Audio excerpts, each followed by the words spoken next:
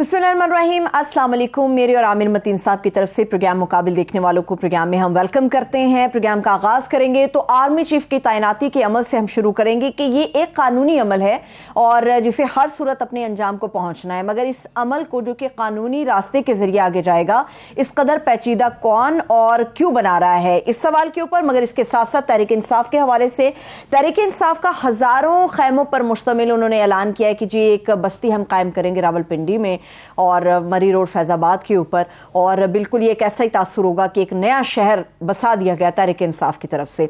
देखना ये कि क्या ये जो आज़ादी मार्च है, ये लॉन्ग मार्च है, ये धरने में तब्दील हो रहा है, इसके नुकसानात और फवायद और इसका किसको फायदा पहुंच रहा है, इसके ऊपर भी मैं बात करूंगी आमिर साहब से। नैब कानून में जब तरमीम की बात करेंगे तो आमदन से ज्यादा ससाजात के हवाले से हम बात करेंगे, और ये एक सिंपल सा क्वेश्चन है जिसका बड़ा तफसीली आमिर मतीन साहब से तजिया लेंगे। क्या इसाक डार साहब को भी सादिक और अमीन करार दे दिया गया है? ये वो चंद सवालात हैं जिन पर आज का प्रोग्राम मुकाबिल मुश्तमिल होगा, मगर इन चंद सवालों पर बड़ा ही तफसील के साथ आमिर मतीन साहब का तजिया होगा। सबसे पहले आमिर साहब, डेफिनेटली हर कोई कान लगाकर बैठा हुआ है कि नए आर्मी चीफ कौन होंगे, कब होंगे, कैसे होंगे, उनके क्या असरात मुरतब होंगे, ये एक अलग बहस है। ये वाकई कोई फड्डा है, कोई झगड़ा है, कोई तनाज़ा है, या बना दिया गया है? भाई हम तो इस पे नॉर्मली तो आप इल्ज़ाम देते हैं मीडिया के ऊपर कि इनकी सनसनी फैलाई हुई है, मगर ये इब्हाम गवर्नमेंट ने फैलाया है। आप देखें मुतज़ाद किस्म की स्टेटमेंट्स आती हैं।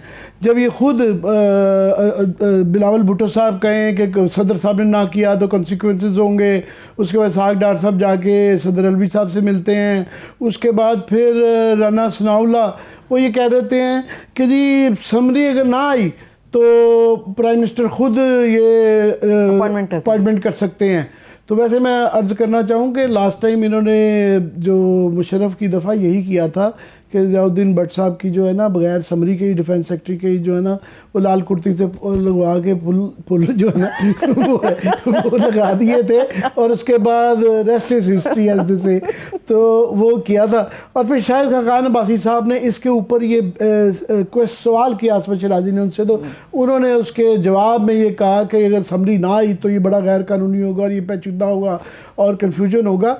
मगर इस बात के इम्कान को कि समरी ना आने की बात ये इनके वज़रा, साबिक वज़ीर आज़म, ये लोग कर रहे हैं, उससे ये शक पड़ता है। सबसे ज़्यादा इसके अंदर जो मज़ाहका खेज़ मैं समझता हूँ रोल है ना, वो ख्वाजा आसिफ साहब का है। ख्वाजा आसिफ साहब ज़ाहिर है वज़ीर दफ़ा हैं, और वो उनकी 6 मुतज़ाद किस्म की स्टेटमेंट्स आ जाएगी। कभी वो कहते थे कि जी 23 को आएगी, कभी कहते हैं कि 21 को आएगी, 22 को आएगी, उनकी ये डेट्स बदलती रहती हैं। अब लेटेस्ट उन्होंने ये कहा है कि 24 की रात को जाना है प्राइम मिनिस्टर शहबाज शरीफ साहब ने टर्की, तो ये मामला उससे पहले ही निपटाना है। राज आसिफ जरदारी साहब जाके मिले भी हैं शहबाज शरीफ साहब को, तो ये, मगर सबसे जो उस पर मज़ाहका खेज़ बात है उन्होंने ये की कि उम्मीद है कि 2-1 दिन में समरी आ जाएगी। वो मज़ाहका खेज़ इसलिए है कि समरी को भिजवाने का जो जिम्मेदारी है वो उनकी अपनी मिनिस्ट्री की है। ये डिफेंस मिनिस्ट्री ने समरी भिजवानी होती है, और ये इसका तरीकाकार ये है कि ऑफ कोर्स जो है GHQ से रिकमेंडेशंस आ जाती हैं कि सीनियरिटी लिस्ट भेज देते हैं कि ये लोग हैं सीनियरिटी में, ये इनके डोसियर्स भी साथ आते हैं कि ये इनकी काबिलियतें हैं। आप उनकी बेसिस के ऊपर जो है ना डिफेंस मिनिस्ट्री जो है, अच्छा समरी जो बनाई जाती है सीन एंड साइन बाय वो सेक्रेटरी डिफेंस होते हैं, ठीक है, मगर उसके आखिर में ये लिखते हैं कि ये समरी को वजीर दफा ने देखा है, seen and signed and agreed with it, उन्होंने देखा भी है और इससे वो मानते भी हैं, इसके इख्तलाफ उनका कोई नहीं है। अगर वजीर का इख्तलाफ हो तो समरी में ये मेंशन्ड होता है कि उन्होंने ये देखी है मगर उन्होंने इससे एग्री नहीं किया, इसके साथ इख्तलाफ है उनका, मगर एग्री नहीं किया, ये लिखा जाता है, ये प्राइम मिनिस्टर को भेज देते हैं, फिर प्राइम मिनिस्टर की आगे डिस्कशन है कि वो क्या फैसला करते हैं। अब ये जब वजीर दफ़ा खुद कह रहे हैं कि जी उम्मीद है कि वो 2-1 दिन में आए, भाई समरी आपकी वजारत से आनी है, आपको तो एग्जैक्टली पता होगा कि आपने कब भेजनी है, तो ये किस लिए, इसकी वजह से बाम भी है, मैंने कहा हंसी भी आती है और रोना भी आता है कि ये वज़ीर दिफा जब इस तरह की बातें करेंगे तो वो फिर वो आप और मैं तो फिर सनसनी तो आ ही जाएगी, कंट्रोवर्शियल तो ऑलरेडी हो गया। साथ में उसके अंदर एक जो कंफ्यूजन जो सदर साहब की वजह से आ रहा है कि बार बार ये उनके खिलाफ जो स्टेटमेंट्स आ रही हैं कि शायद उसके अंदर ये इम्कान के मतलब बहस हो रही है मीडिया के अंदर ख़ास तौर पे कि इन मुतज़ाद बयानात की वजह से कि शायद वो सीनियरिटी लिस्ट में, क्योंकि जो लेफ्टिनेंट जनरल आसिम मुनीर साहब हैं उनका मसला है कि वो 27 को रिटायर होते हैं, 2 दिन पहले रिटायर होते हैं। तो गवर्नमेंट के पास, प्राइम मिनिस्टर के पास ये भी इख्तियार है कि लेफ्टिनेंट जनरल जो कि आप समझे ना सिविल के अंदर 22वें ग्रेड के मुतबादिल होते हैं, तो उनको अगर एक्सटेंशन देनी हो तो वो प्राइम मिनिस्टर दे सकता है। अगर उनको देनी थी सीनियरिटी लिस्ट में, फॉर एग्जांपल अगर उनका नाम आ रहा है या नहीं आ रहा, शायद इस पे फड्डा हो सकता है, तो वो इन्होंने क्यों नहीं दी एक्सटेंशन। आगे शुजा पाशा साहब को ऐसे ही चीफ थे, एक्सटेंशन दी गई, और भी बेताशा दफ़ा काफ़ी लेफ्टिनेंट जनरल्स को एक्सटेंशन दी गई काफ़ी दफ़ा, तो वो प्राइम मिनिस्टर का इख्तियार है। तो ये इस मसले का हल बड़ी, अगर ये था मसला या ये इस पे बात अड़ी हुई है, तो इस मसले का हल पहले हो सकता था। वो अभी तक इतनी डिले क्यों की गई और अब भी किया जा रहा है कि नहीं किया जा रहा, तो उसकी वजह से ये बहाम है, तो उसकी वजह से ये कंट्रोवर्सी भी सारी बन गई। और जाहिर है ये एक हसास टॉपिक है और पाकिस्तान में ये हमेशा एक बड़ा ही इसके इर्द गिर्द सियासत घूमती रही है। आप देखिए बेनज़ीर की दौर में जो फड्डा सरोई साहब की अपॉइंटमेंट से ही शुरू हो गया था, और उसके बाद फिर जो है ये वाला कहना, अब कुछ गवर्नमेंट के PMLN के लोग हैं ये तासुर देने की कोशिश कर रहे हैं कि जी नहीं हमारा तो कभी फड्डा ही नहीं था हुआ आर्मी चीफ की उस पर। तो मैं ज़रा थोड़ा सा इंसान पागल हो जाता है सोच के कि ये क्या बात कर रहे हैं। इनका स्टार्टिंग आप देखें कि इनका असलम बेग साहब के साथ फड्डा हुआ, वहाँ से शुरू हुई, वहाँ से बात इनकी शुरू हुई। उसके बाद इनका आसिफ नवाज जंजुआ को इन्होंने लगाया और बाद में इनका बहुत ज़्यादा टेंशन रहती थी, वो उनकी प्रीमेच्योरली उनकी डेथ हो गई। उसके बाद जहांगीर करामत साहब आए, जहांगीर करामत के साथ भी इनका फड्डा रहा, उन्होंने कोई प्रीमेच्योरली उन्होंने रिज़ाइन करवाया। उसके बाद वहीद काकड़ साहब से ज़ाहिर उन्होंने 93 में थे उस वक्त जब वो उन्होंने बीच में काकड़ रोल प्ले किया, तो उनसे भी इनका फड्डा रहा। उसके बाद ऑफ कोर्स जनरल मुशर्रफ जो है उनके साथ भी फड्डा रहा, और उसके बाद भी जो है जनरल कियानी से रहा, जनरल रहील से। कौन सा चीफ है जिसके साथ इनका फड्डा नहीं हुआ? तो ये एक थ्रू आउट इनका एक तसलसल चल रहा है जिसके अंदर एक प्रॉब्लम रही है। इस वजह से ये कंट्रोवर्शियल रहता है, ये किस तैनाती हो जाती है, मगर क्योंकि इसके अंदर इतनी ज़्यादा इस सौदे में पावर है और ये रिफॉर्म नहीं किए गए, तो पता नहीं किए जाते हैं नहीं किए जाते हैं। तो उसमें जब गवर्नमेंट इतनी गैर जिम्मेदारी से मुतजाद किस्म के बयान देगी, आपका मेरा क्या कसूर है फिर? ठीक है, तहरीक-ए-इंसाफ कितने जिम्मेदारी के बयानात दे रही है, इस पे मैं बात करना चाहूंगी और वेलकम करना चाहूंगी पाकिस्तान तहरीक-ए-इंसाफ के सेक्रेटरी जनरल असद उमर साहब ने हमें ज्वाइन किया। Sir thank you so much हमें ज्वाइन करने के लिए। ओवर टू यू आमिर साहब। जी असद, आपका बहुत शुक्रिया। आप सेक्रेटरी जनरल बहुत बिजी हैं लॉन्ग मार्च के अंदर, अब तो वो धरना बन गया है। पहली तो बात ये बताएंगे, आप लॉन्ग मार्च करते करते ये धरना क्यों बन गया है? ये तो पहले से हम कह रहे थे और अभी भी हम कह रहे हैं, अभी भी किसी को ये नहीं पता हतमी तौर पर उस दिन लाएमल क्या ऐलान करेंगे इमरान खान। जहां पर आ रहे हैं हम, पूरी खेमा बस्ती बन रही है, लोगों के ठहरने का इंतजाम हो रहा है। जो भी फैसला करेंगे इमरान खान साहब उस दिन 26 तारीख को। आप ये कहें, शाहमूद कुरैशी साहब पिछले दिनों कह रहे थे कि जी जो है इमरान खान साहब वो हमारे से, मुझसे और असद उमर साहब से मशवरा करते हैं। आप सेक्रेटरी जनरल हैं पार्टी के, आप कह रहे हैं कि आपसे मशवरा ही नहीं किया गया, आप इंचार्ज हैं लॉजिस्टिक्स के, इंतजामात के। जाहिर है कि हर पॉसिबिलिटी, धरना देना है, लंबा ठहरना है, थोड़ा ठहरना है, उसके मुताबिक इंतजाम किए जा रहे हैं। और आप कह रहे हैं कि Imran Khan is holding everything to his chest, और आपको भी नहीं पता। मैंने तो ये कभी नहीं कहा कि मैंने नहीं पता। मैंने कहा, आपने क्या पता? अभी कहा कि पता नहीं क्या ऐलान करने वाले हैं। ये तो उसी दिन पता चलेगा। ये मैं आपको क्यों बताऊं क्या ऐलान करने वाले? नहीं, आप ये कह सकते हैं कि मुझे पता है मगर मैं आपको नहीं बता सकता। उसके लिए हम तैयार हैं। नहीं, आपने अभी कहा ऐलान करेंगे उसकी तैयारी। देखिए ना, फिर उससे ये एक तो है कि ये फिर मैं इससे ये अखज़ करूंगा कि आप ये डिलिबरेटली जो है इस पे बहाम रखना चाह रहे हैं कि इसके अंदर सारी ऑप्शंस ओपन रखना चाह रहे हैं, कमिट नहीं करना चाह रहे। जी बिल्कुल ठीक, ऐसे ही है सारी ऑप्शन जो है। क्यों ऐसा है? क्यों ऐसे है? माय नेक्स्ट क्वेश्चन इज क्यों ऐसा है? अगले 4 दिन में पता नहीं क्या क्या होगा, तो हम अभी से क्यों कमिट करके बैठ जाएं? देखिए उससे हम यही सारे अखज़ कर रहे हैं फिर कि जो आपने इसके ऊपर जो कंफ्यूजन एक फैला हुआ है ना, जाहिर है कि क्या धरना है, लंबा है, छोटा है, वो क्योंकि इस 4 दिन में तो एक ही सबसे बड़ी चीज़ होनी है, वो है आर्मी चीफ की तैनाती। और आगे ही लोग कह रहे हैं कि ये इत्तेफाक नहीं है कि 25-26 को ही ये फैसला आना है। अभी तो आज ख्वाजा आसिफ साहब कह रहे थे कि 24 की शाम से पहले, क्योंकि प्राइम मिनिस्टर ने टर्की जाना है, तो ये फैसला हो जाएगा। तो आप लोग भी ये इत्तेफाकिया इसी वजह से इसकी ऑप्शंस ओपन रखते हैं कि क्या फैसला आएगा। एक तकर्री के ऊपर ये वाला आप लंबा कर देंगे धरना, दूसरी के ऊपर छोटा कर देंगे, तीसरी के ऊपर जो है वो ख़त्म कर देंगे। ये आपने जबरदस्त मंजरकशी की है जी। मतलब बेसिकली देखे, हमारा जो मेन ऑब्जेक्टिव है वो तो है एक इलेक्शन करवाना है इस मुल्क को इस सियासी माशी इंतजार से निकालने के लिए। हमें कोई पर से हमें क्या फर्क पड़ता है, जो मर्जी आर्मी चीफ बना दें, जो भी प्रोफेशनली जब बेस्ट सूटेड हो, जो मेरे को बनता बना दें उसको आर्मी चीफ। हमारा तो मेन मसला है कि इलेक्शन होना चाहिए। लेकिन यहाँ पे क्योंकि तमाम मामला जुड़ गए हैं, तो इसलिए इस वक्त एक पोजीशन लेना इतनी अनसर्टेनिटी के अंदर पहले से मेरे ख्याल में उसकी जरूरत नहीं है। ऑप्शंस क्रिएट करने वाली बात होती है, हमने ऑप्शंस क्रिएट कर दिए हैं।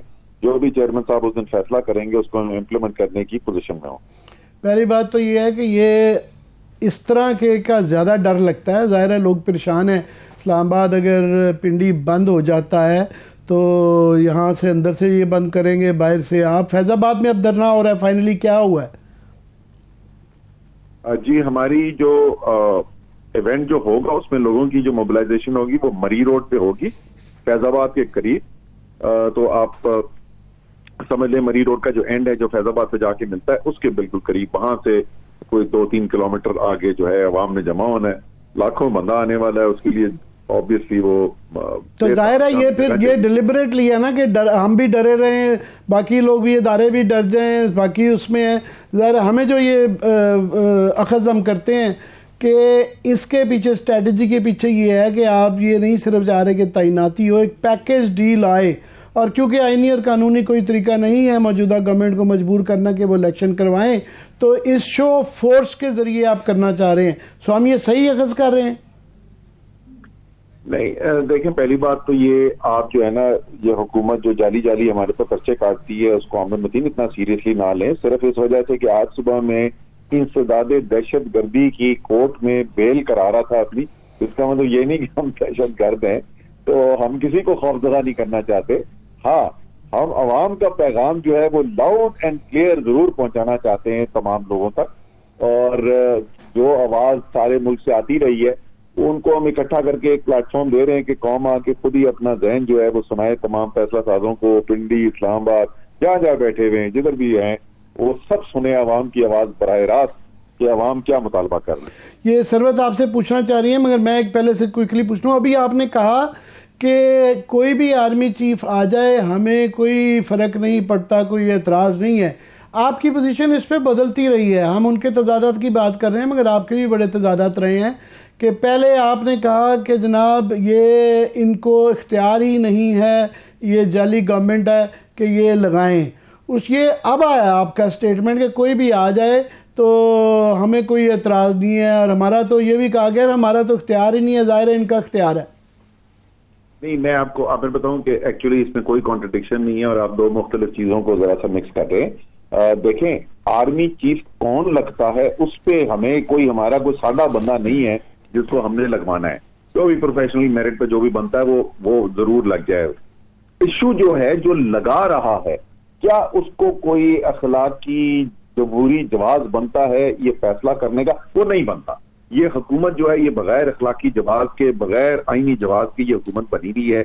ये वाज़े बैरूनी मुदाखलत के जरिए हुकूमत जो है बनी है। मेरे अल्फाज नहीं है, कौमी सलामती कमेटी के अल्फाज हैं। ये जमीरों की मंडी लगा के बनाई गई है। 2/3 से ज्यादा अवाम इसको मुस्तरद करके बैठे हुए। वो इख्तियार जो उनका है उसका अखलाकी जवाब कोई नहीं है। वो बात पे हम आज भी कायम है। प्रॉब्लम उसकी नहीं है जो लग रहा है, प्रॉब्लम उसकी है जो लगा रहा है। ठीक है असद उमर साहब, मैं आमिर मतीन साहब के इसी सवाल को और आपके इसी जवाब को लेकर आगे बढ़ूंगी। आप लोगों की पॉलिसी अभी जो हालिया है आर्मी चीफ की तैनाती के ऊपर, वो आप लोगों का है स्लोगन के जी इंतजार करो और देखो, हम इसमें रुकावट नहीं बनेंगे और देखेंगे क्या हो रहा है। अमूमन धरनों का या जलसों का रुख इस्लामाबाद की तरफ होता है, आप लोगों ने इस दफा रावलपिंडी का इंतखाब किया है, तो क्या आप नून लीग के या मुखालिफिन या पीडीएम के इस मामले को तकवीयत दे रहे हैं कि वाकई तौर पे आप इनफैक्ट आर्मी चीफ की अपॉइंटमेंट के ऊपर असरअंदाज होने की कोशिश कर रहे हैं, इसीलिए आपने 26 नवंबर की जो डेट है उसको सिलेक्ट किया है? असूलन तो 26 नवंबर की डेट जो हमने दी थी, तो आर्मी चीफ की अपॉइंटमेंट उससे बहुत पहले हो जानी चाहिए थी। अब इनसे अपॉइंट ही नहीं किया जा रहा, तो इसमें हमारा क्या कसूर है?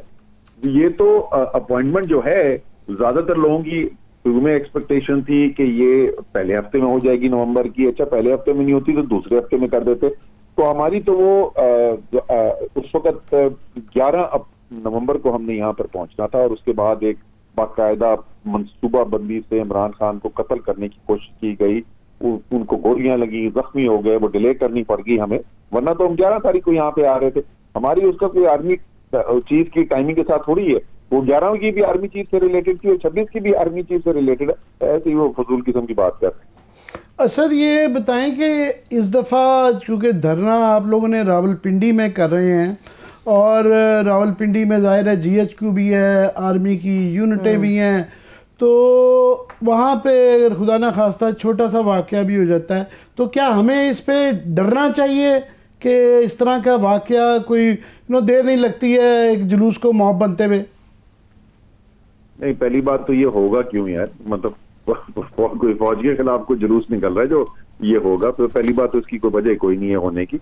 और दूसरी बात ये है कि जब लाखों का मजमा आएगा तो वो आप लाखों की गारंटी नहीं दे सकते। फर्ज करें उनकी नीयत ना भी हो, कोई शरारत हो सकती है, कोई साजिश हो जाती है, वो तो कहीं पे भी हो सकता है ना। को हम आर्मी कंटोनमेंट के अंदर तो नहीं जाके कर रहे या कोई बटालियन हेडक्वार्टर के अंदर तो नहीं कर रहे ना।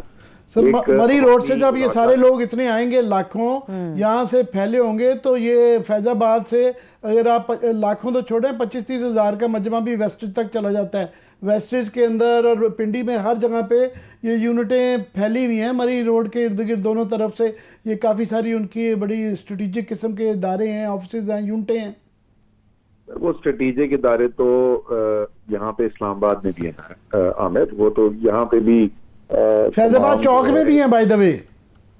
मैं वही तो बोल रहा हूँ ना, आप आरा में भी हैं, वो तो हर जगह है ना। तो कहाँ फिर हम बरतानिया जाके एहतजाज करेंगे? तो मकसद ये है कि कोई इसका कोई ताल्लुक है कोई नहीं फौज से, तो कोई खुदा ना खास्ता क्यों कोई पत्थर लगेगा या कुछ होगा। बहरहाल वो एक फिक्रमंदी की तो बात है, जब ये कैपिटल ब्लॉक हो रहा हो, एयरपोर्ट बंद हो रहा हो, हाँ। और सूबों में और कैपिटल के अंदर आमदोरफ्त बंद हो जाए, ये अंदर से कंटेनर आ रहे होंगे, बाहर आपके जुलूस खड़े हुए हैं, तो ये टोटली सीज हो जाएगा इस्लामाबाद। देखिए, परेशानी तो एक्चुअली आपको इस वक्त सामने इस बात की होनी चाहिए कि, और आप जो है जो टेलीविजन पे एंकर्स जो देखते हैं मईशत को, उनमें से शायद सबसे ज्यादा मईशत को समझने वाले एंकर हैं। आपको तो परेशानी ये होनी चाहिए कि पाकिस्तान की क्रेडिट डिफॉल्ट स्वैप रेट 92.5% पे पहुंचा हुआ है। आलमी मंडियां जो है वो ऐलान कर रही हैं कि प्रैक्टिकली पाकिस्तान इस वक्त दिवालिया हुआ बैठा है, मईशत का फट्टा बैठ गया है, फॉरेन डायरेक्ट इन्वेस्टमेंट आधी से भी कम रह गई है, हर महीने एक्सपोर्ट गिर रही हैं, हर महीने रेमिटेंसेस गिर रही हैं, तारीख की सबसे ज्यादा इन्फ्लेशन हो रही है।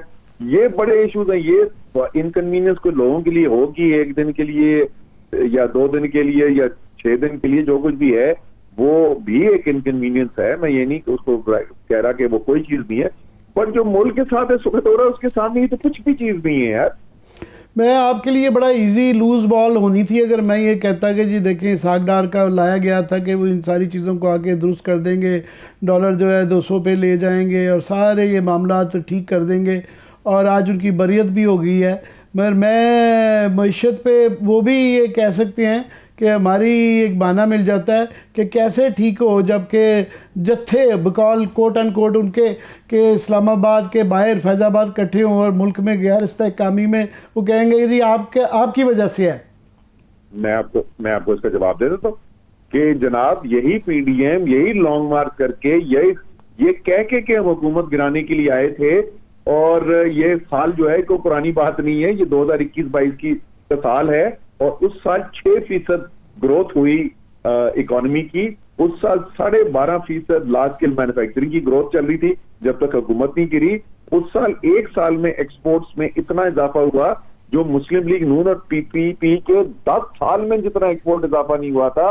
मैं ऑन एंड ऑन मैं आपको बता सकता हूं कि इनकी लॉन्ग मार्च के बावजूद क्या हुआ था। तो ये स्टेटमेंट तो वो जरूर दे सकते हैं लेकिन उस स्टेटमेंट का सर पैर कोई नहीं होता। मेरा आखिरी सवाल आपसे ये है कि आपने ये कहा कि हमें फ़र्क नहीं पड़ता जो भी आर्मी चीफ आ जाए, आपकी नए आर्मी चीफ से क्या उम्मीदें होंगी कि वो क्या करें जिससे कि हालात की बेहतरी हो? दो चीजें, एक चीज तो जाहिर है जो आर्मी की प्रोफेशनलिज्म है उसको बरकरार रखना और बेहतर नेक्स्ट लेवल पर लेके जाना। पाकिस्तान एक मुश्किल जोग्राफिया के अंदर गुजारता है तो अवलीन तो उसकी जिम्मेदारी आर्मी चीफ की है। दूसरा, ये जो पाकिस्तान की फौज का एक सियासत के अंदर किरदार पैदा हो गया ना, इसके बाहर निकलने का भी रास्ता ढूंढना पड़ेगा। उस सियासी लीडर्स की जिम्मेदारी है अवलीन, लेकिन मेरे ख्याल में इसके अंदर जो आर्मी चीफ आएगा उसको भी शराकतदार बनना पड़ेगा इस कॉन्वर्सेशन के अंदर कि किस तरीके से हम पाकिस्तान आर्मी जो एक मुल्क का शायद सबसे ज्यादा वैल्यूएबल इंस्टीट्यूशन है उसको और मजीद ताकतवर कर सकते हैं और उसकी ये जो डिस्ट्रैक्शंस हैं जिसकी वजह से इदारे के ऊपर भी मनफी असर पड़ता है और पाकिस्तान की जमहूरियत भी जो है वो मैच्योर नहीं हो सकती है। असद, ये फाइनली ये आपको अपनी बात में ये तजाद नहीं नजर आता कि एक तरफ आप कह रहे हैं कि फौज का सिविल उसके अंदर जो है वो मुदाखलत नहीं होनी चाहिए, रोल नहीं होना चाहिए, साथ में आप जब ये कहते हैं कि उनको ये सारा मामलात का हल निकालना पड़ेगा तो वो आप मुदाखलत के लिए कह भी रहे हैं और मुदाखलत के मुखालफत में भी बात कर रहे हैं। नहीं, हम ये नहीं कह रहे, बिल्कुल उसमें कोई वो नहीं है। हम कह रहे हैं पाकिस्तान को एक फ्रेश स्टार्ट की जरूरत है। आपने रीसेट क्लॉक चलाना है और वो रीसेट स्टार्ट होगा एक नए इलेक्शन से, एक फ्री फेयर इलेक्शन जिसमें कहीं से किसी की सेक्टर कमांडर या उसके दफ्तर से किसी पार्टी को ये नहीं इनकरेज किया जाएगा कि आप इसके साथ में कोलेशन में जाएं या ना जाएं। किसी इंफरादी एमएनए को कॉल नहीं जाएगी, एमपी को कॉल नहीं जाएगी किसका टिकट लें ना लें। एक फ्रेश स्टार्ट की एक रीसेट बटन दबाने की जरूरत है। मैं फाइनली कह दिया था एक बात कि ये जो रिफॉर्म्स ये आप बात कर रहे हैं कि ये चीज़ें होनी चाहिए, आप कितनी जल्दी एक्सपेक्ट कर रहे हैं कि नए चीफ को पहले दिन ही आके अनाउंस करना चाहिए कि सोच विचार करके हफ्ते बाद करना चाहिए और ये जब तक वो नहीं करते तो ये धरना जारी रहेगा? देखिए, वो जो धरना जारी रहेगा या नहीं रहेगा वो तो एक अलग सवाल है। तहरीक जो है वो जारी रहेगी, वो तो इमरान खान ऐलान कर चुके हैं। उसकी शक्ल जो है वो इसी वक्त फौरी तौर पे एक परमानेंट धरने की तौर पे होगा या कोई और शक्ल इख्तियार करेगा, वो 26 तारीख को उसका ऐलान हो जाएगा। जहां तक फैसले की बात है, देखें जो भी चीफ बनेगा वो इस वक्त पाकिस्तान आर्मी के सीनियर मोस्ट ऑफिसर्स में से हैं। वो देखते रहे सूरत हाल जो इदारे के अंदर डिस्कशन होती नहीं है पाकिस्तान की सियासी माशी सूरत हाल के ऊपर, वो उसका भी हिस्सा रहे, अहम तरीन हिस्सा रहे जो भी बनने वाला है उन सब में से। तो उनको ये नहीं है कि 6 महीने आगे लगेंगे समझने के लिए कि अच्छा क्या होना चाहिए मुल्क के अंदर। तो मेरे ख्याल में अगर फैसला करने को तैयार है तो फैसले जो है वो बहुत जल्द लिए जा सकते हैं। ठीक है, बेहद शुक्रिया, thank you so much Asad Umar साहब, पाकिस्तान तहरीक इंसाफ के सेक्रेटरी जनरल हमारे साथ मौजूद है। एक छोटी सी ब्रेक की तरफ चलते हैं, ब्रेक से वापस आएंगे, यहीं से गुफ्तगू आगे बढ़ेगी और आमिर साहब का तज़किरा करेंगे। Stay with us.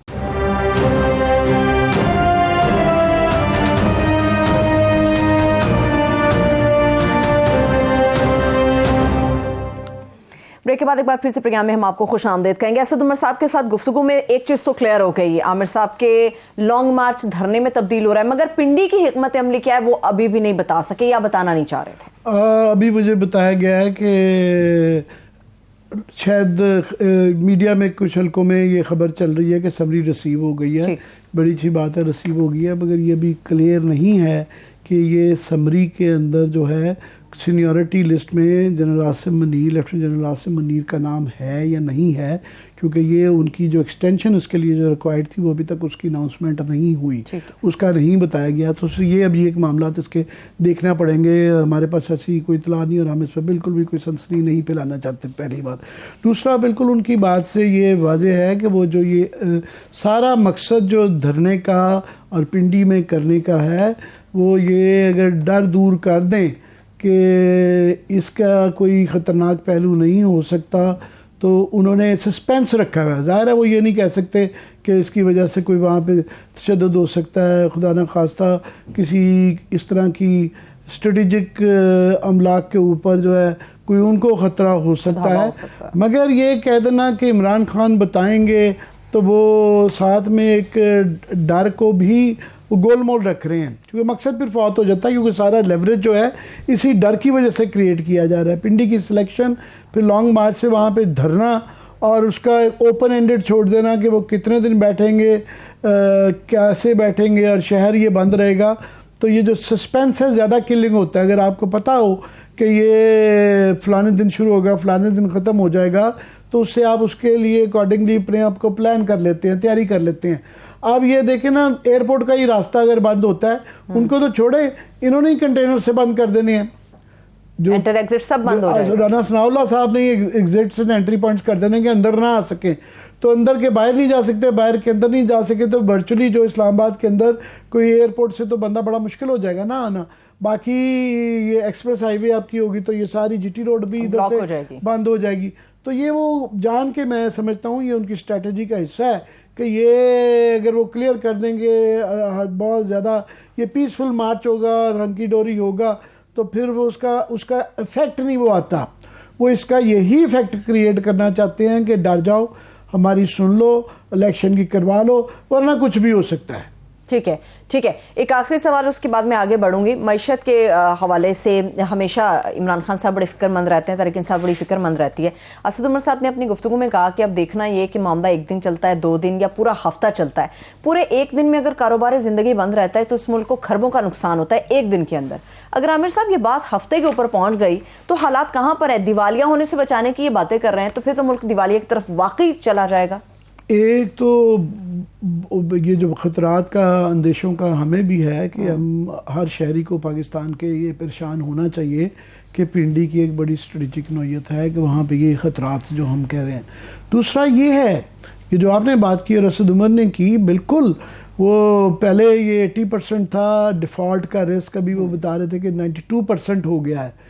तो 92% रिस्क है कि आपको डिफ़ॉल्ट पहले ही, आपको इसका मतलब है कि हमें 20-22 बिलियन डॉलर्स चाहिए हैं। वो 20-22 बिलियन डॉलर हमने मार्केट से, इंटरनेशनल से इकट्ठे करने हैं, तो हमें तो कोई कर्जा ही नहीं देगा। IMF से फिर वो उनको एतराज़ात होना शुरू हो गए हैं, खबरें आनी शुरू हो गई हैं, वो भी इस तैनाती का इंतज़ार कर रहे हैं, हालात के इस्तेहकाम आने का इंतज़ार कर रहे हैं। और ये सारी जो है मईशत ये अगर प्रलॉन्ग करती है तो ऑलरेडी जो है उसके बगैर ही जो है ना बड़े बुरे हालात है, तो ऑफ कोर्स इसके साथ ज़्यादा ये बिकम्स ग्रेवर। ठीक है, डॉक्टर साहब की बात करती हूँ, मगर जो खबरें मुख्तलिफ जगहों पर सर्कुलेट कर रही हैं नामों के हवाले से, उसमें बताया गया कि 6 नाम है, 6 नाम मौसूल हुए हैं। लेट्स सी उसमें कि उसका नाम सबसे ऊपर रखा है। 6 नाम में वही मैंने कहा कि ये देखना पड़ेंगे कि 6 नाम कौन से हैं। सही है, ठीक है। डॉक्टर साहब की हम बात कर रहे थे। अच्छा, डॉक्टर साहब के हवाले से आपको पता होगा, खबर आ गई है, आमदन से ज़ायद जो असासों का नैब रेफरेंस था, तो अदालत ने उससे कह दिया कि जी हमारा सुनने का दायरा इख्तियार नहीं है, यानी कि वो सादे कमीन करार दे दिए गए। एनी हो, डॉक्टर साहब ने इंक्वायरी का बोल दिया है आमिर साहब कि जो चीजें लीक हो रही हैं मुख्तलिफ जगहों से। जी, आप क्योंकि बात यह है कि हम अवॉइड कर रहे थे कि अहमद दुरानी साहब ने जनरल बाजवा के एसेट्स के हवाले से एक स्टोरी की, हमें नहीं पता कि उसके अंदर जो डॉक्यूमेंट्स हैं वो कितने ऑथेंटिक है, इसलिए अवॉइड कर रहे थे काफ़ी लोग उस पर बात करना। मगर इसहाक डार साहब ने ये इंक्वायरी का क्या है कि जी वो चेक करेंगे कि उसके अंदर वो टैक्स रिटर्न्स के ऊपर है, वो जनरल बाजवा और उनके ख़ानदान की टैक्स रिटर्न्स के ऊपर से ये उस स्टोरी के अंदर ये है कि उनकी उसके ऊपर बेस्ड उनके एसेट्स के तखमीने लगाए गए हैं। तो इसहाक डार साहब ने उसके ऊपर ऑथेंटिसिटी का ठप्पा लगा दिया, ये कह के कि वो इंक्वायरी कर रहे हैं कि कैसे वो लीक हुई। इसका मतलब ये है कि वो डॉक्यूमेंट जो हैं वो ऑथेंटिक हैं। अब उनका ये कहना कि जी वो कैसे लीक हुई, तो इनका आप देखें ना, आना इसहाक डार का मिफ्ता इस्माइल के बाद और कोई उनसे गोल अचीव नहीं हो सका। डॉलर अभी भी जो है 200 का कह रहे थे लाने का, 223 रुपए का इंटरबैंक रेट है और 240-50 तक का मार्केट में जा रहा है। हवाला हुंडी हो रही है, वो उनसे नहीं हो पा रहा। बाकी भी महंगाई नहीं कंट्रोल हो रही। 16 घंटे जो है वो गैस की लोड शेडिंग इस वक्त जारी है, जिसकी वजह से आपकी इंडस्ट्री सारी बंद हो रही है। कितने मगर उनकी बरियत हो गई है, उनका ज़ाती गोल। और दूसरा ये मामला, अब ये इतफाक तो नहीं है कि ये इसहाक डार साहब की मिनिस्ट्री के अंडर जो है FBI है, वहाँ से FBI से ये डॉक्यूमेंट्स चीज़ होती है। उसकी टाइमिंग देखिए कि ये फैसला आजकल में होने वाला है, ये समरी आ जाई है। उससे पहले जो है चंद दिन पहले जो ये ख़बर आ जाती है ये कि, और उसके ऊपर वो फिर कहते हैं अब मैं इंक्वायरी करूंगा कि ये कैसे लीक हो गई। तो भाई साहब अपनी भी, हमें तो आप पे ऊपर शक है कि ये आपकी मिनिस्ट्री से रिलेटेड आपके उस पे आए हैं। ख्वाजा आसिफ साहब जितना मर्जी कहें कि जनाब वो जनरल बाजवा साहब की भी कह रहे थे कि बहुत ज़्यादा नवाज शरीफ साहब इज्जत करते हैं, मगर ये इज्जत बड़ा रिसेंटली करना शुरू हुए हैं, कुछ देर तक वो अभी भी शायद बैंड है उनकी इज्जत अफजाई की वजह से। तो ये शक तो फिर इसहाक डार साहब पे भी होगा। शेख रशीद साहब ने भी इल्जाम इस तरफ ही लगाया कि खुद लीक करवाएं, खुद तहकीकात करा रहे हैं। एनी हो, मालूमात लीक होने से मुतालिक मुझे याद आया कि तोशा खाना से मुतालिक जो मालूमात लीक हुई हैं बतौर अताउल्लाह तारड़ साहब के, उससे मुतालिक उन्होंने कहा था मैं कैबिनेट में चला जाऊंगा और मैं बस वो झंडे गाड़ के निकालूंगा बाहर सारी चीजें। क्या हुआ? उन्होंने 2 बातें कही। पहले ही तो उन्होंने कहा कि मैं कैबिनेट डिवीजन से मैंने मंगवाए हैं। तो एक सवाल आ जाता है कि कैबिनेट डिवीजन से एक मुआवने खसूसी जो हैं वो कैसे मंगवा सकते हैं। ये तोशाखाना की इंफॉर्मेशन है जिसको मुतअद्दिद दफ़ा पार्लियामेंट में, सेनेट, नेशनल असम्बली में कहा गया कि हमें ये दें। उन्होंने ये कहा गया ये क्लासिफाइड है। अब क्लासिफाइड ये जो पहले की खबरें हैं, ये जो कह रहे थे तारड़ साहब जो है, पहली बात तो ये कि उन्होंने ये भी कहा कि मुकदमा मैं करूंगा हमारे ऊपर। हम तो कहते हैं कि बिल्कुल मुकदमा करें, उसके लिए कम से कम वो डॉक्यूमेंट तो वहाँ से ले आएँ। वो डॉक्यूमेंट के ऊपर प्राइम मिनिस्टर ऑफिस बैठा हुआ है। और मैं एक माफ़ी पहले मांग लूँ थोड़ी सी कि तारड़ साहब, मैंने लिख दिया था, कल जिक्र किया था कि उनके दादा हैं रफ़ीक तारड़।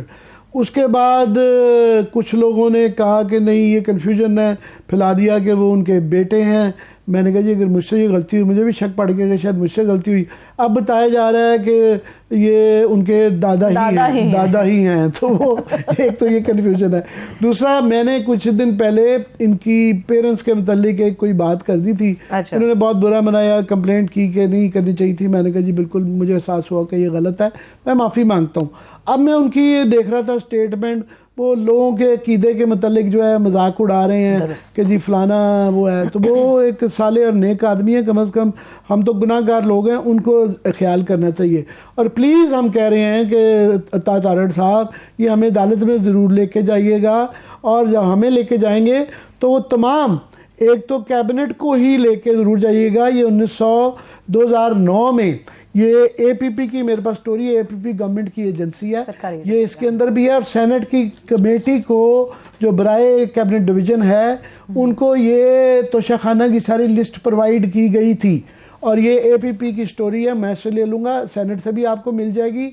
और ये पब्लिक डॉक्यूमेंट हो जाती है जब सेनेट के अंदर वो चीज़ पेश कर दी जाए। इसके साथ ही मुझे और आमिर मतीन साहब को इजाज़त दीजिए। अपना बहुत सा ख्याल रखिए। खुदा हाफिज़।